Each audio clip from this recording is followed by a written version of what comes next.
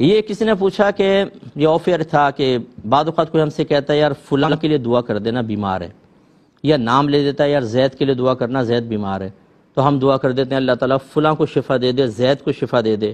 اب یہ کہہ رہا ہے کہ جیسے ہم کہتے ہیں فلاں بھائی کو شفا دے دے، فلاں بھائی تو بہت سارے ہیں اور زید بھی دنیا میں بہت سارے ہیں، تو خاص جس شخص کے لیے دعا کر رہے ہیں اس کو کیسے شفا ملے گی؟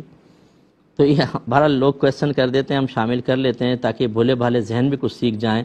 یہ بتائیے کہ دعا کر کے شفا آپ پہنچائیں گے یا اللہ تعالیٰ شفا دے گا؟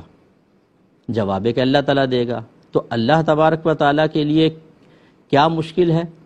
آپ کسی کے لیے بھی دعا کریں، بس آپ کے ذہن میں ہو کہ جو اس نے کہا ہے نا میں اس کے لیے دعا کر رہا ہوں، اللہ تعالیٰ آپ کی اگر دعا قبول کر کے شفا دینا اللہ کا ارادہ ازلی ہو تو اس کو وسیلہ بنا دے گا اللہ تعالیٰ۔ وہ پوری کائنات کے ذرے ذرے کو جانتا ہے، ہر شخص کو، ہر جاندار کو، ہر چرندے پرندے درندے کیڑے مکوڑوں کو روزانہ رزق دے رہا ہے، اور رزق مقرر ہوتا ہے، یہ فلاں کے پاس جائے گا، فلاں کے پاس جائے گا، فلاں کے پاس۔ تو اللہ تعالیٰ بھولنے سے پاک و صاف ہے، اور اس کے لیے حساب و کتاب کرنا کسی کی شناختی کون سا دشوار ہے؟ آپ نے انسانوں کو بنیاد بنا کر کویسچن کیا ہے، حالانکہ دعا آپ خالق سے کر رہے ہیں، مخلوق سے نہیں۔ بے فکر ہو کے دعا کریں۔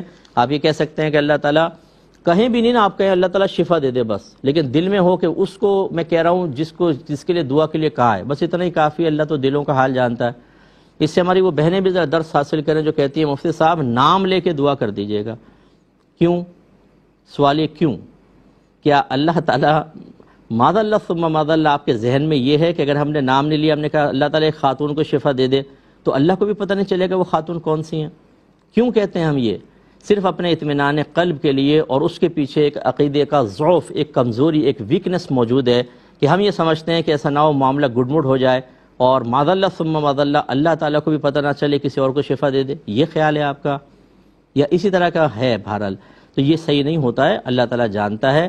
ہم بعض اوقات اجتماعی دعا کر دیتے ہیں، جیسے کسی نے دعا کے لیے کہا اللہ تعالیٰ تمام بیماروں کو شفا کامل عطا فرما، ہم مطمئن نہیں ہوتے کہ حالانکہ ہم سب میں شامل ہیں، ہم کہتے ہیں علیحدہ نام لو ہمارا پھر کرو۔